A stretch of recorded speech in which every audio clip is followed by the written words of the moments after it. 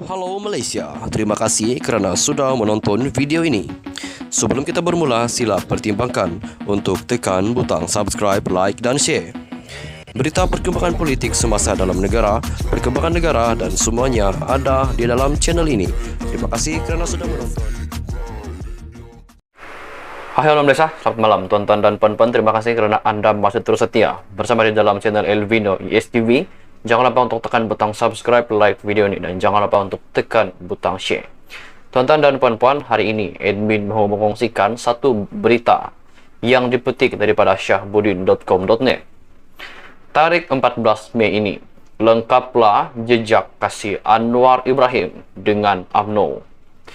Selepas dipecat sebagai timbalan Presiden UMNO dan dihalau daripada parti itu pada tahun 1998, tarikh 7 Februari lalu adalah detik bersejarah bagi Anwar Ibrahim kerana buat pertama kali dapat menjejakkan kakinya semula kebangunan UMNO di Menara Datu On WTCKL.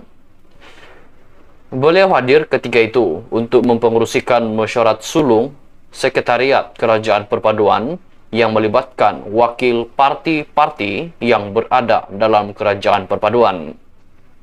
Siapa sangka ketika Tun Mahathir Mohamad memecat beliau 25 tahun yang lalu dengan tujuan untuk menghalangnya menjadi Perdana Menteri.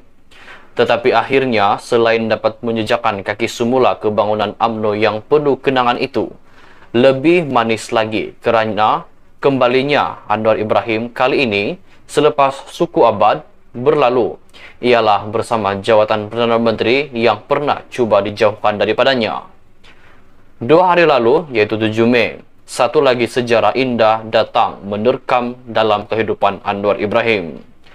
Kali ini, beliau bukan saja datang lagi ke bangunan UMNO, malah mempengerusikan mesyuarat Sekretariat Kerajaan Perpaduan di tingkat 39 Menara Datu On, iaitu tempat di mana beliau dipecat pada tahun 1998 dahulu. Inilah kerusi saya duduk ketika dipecat 25 tahun lalu, kata Anwar Ibrahim melalui satu petikan artikel.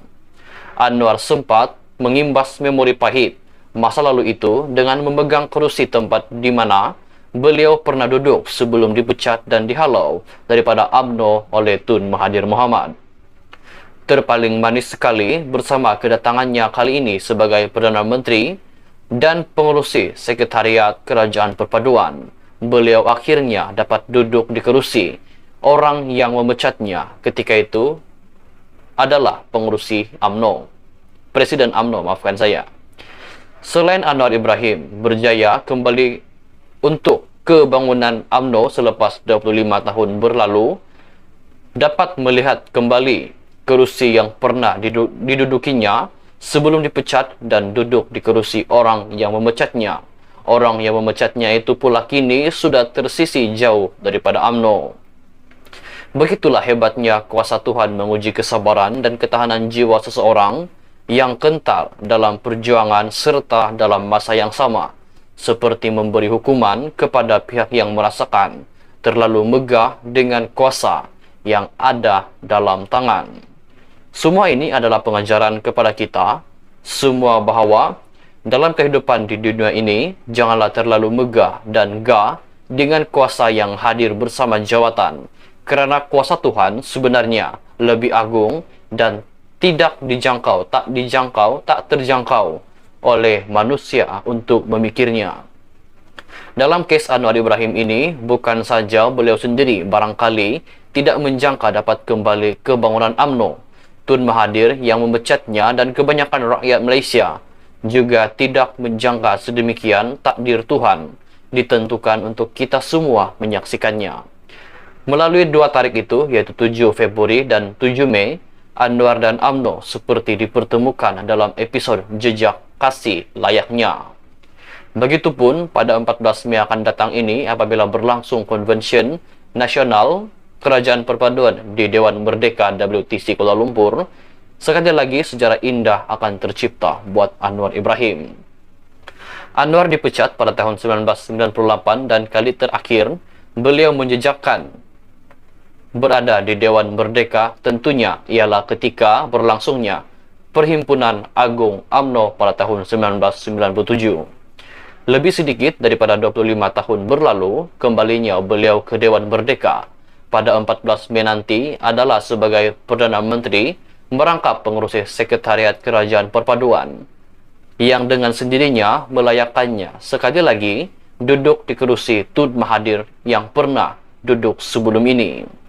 Kalau Tun Mahathir sebelum ini duduk di kerusi itu sebagai Presiden UMNO, pengurusi Barisan Nasional BN, dan Perdana Menteri, Anwar pula duduk di kerusi yang sama di Dewan Merdeka sebagai Presiden PKR, pengurusi Pakatan Harapan, pengurusi Sekretariat Kerajaan Perpaduan, serta Perdana Menteri. Wow!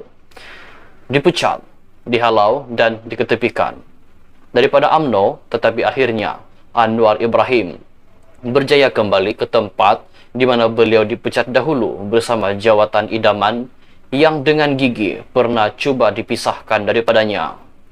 Dengan itu, selepas 14 Mei nanti, boleh dikira lengkap atau sempurnalah jejak kasih antara Anwar dengan UMNO yang terpisah selama 25 tahun lamanya. Seorang pemimpin UMNO, ketika saya berbual-bual dengannya sambil menceritakan rentetan ini, lantas berkata, jejak kasih Anwar Ibrahim dengan UMNO sebenarnya masih belum sempurna lagi. Kata beliau, ia hanya sempurna jika setelah Anwar kembali semula kepada UMNO atau dapat membawa PKR yang dipimpinnya untuk bergabung dengan UMNO dan menjadi sebuah parti yang lebih besar untuk rakyat Malaysia. Mungkinkah ia akan menjadi kenyataan? Tuan-tuan dan puan-puan, apakah pendapat anda dengan tajuk berita ini dan juga soalan yang baru saya baca sebentar tadi? Adakah mungkinkah ia akan menjadi kenyataan di mana Anwar akan membawa PKR yang dipimpinnya untuk bergabung bersama UMNO dan akan menjadi sebuah parti yang paling besar di dalam Malaysia? Tuan-tuan dan puan-puan, anda boleh tinggalkan komen anda di ruangan komen di bawah. Baiklah tuan-tuan dan puan-puan, sekian dulu perkongsian berita untuk pada malam ini. Jangan lupa untuk tekan butang subscribe, sebab subscribe itu percuma. Like video ini dan jangan lupa untuk tekan butang share. Kita jumpa lagi di perkongsian berita yang seterusnya. Bye-bye.